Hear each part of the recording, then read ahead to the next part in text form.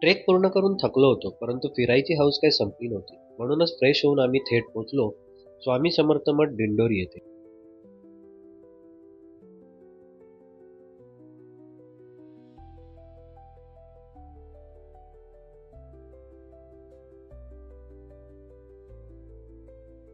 गर्दी कमी असल्याने इथले दर्शन पटापट झाले.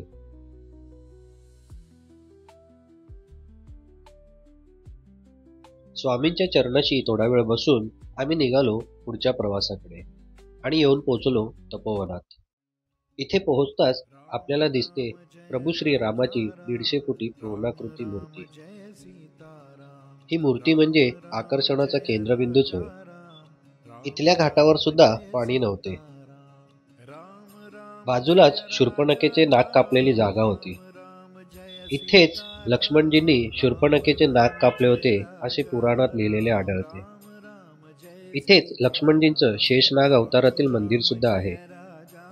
मंदिरात डोकं टेकवून आम्ही निघालो पुढच्या प्रवासाकडे. व्हिडिओ आवडला असेल तर नक्की लाईक, शेअर, सबस्क्राईब करा. भेटूयात पुढच्या व्हिडिओमध्ये. तोपर्यंत धन्यवाद.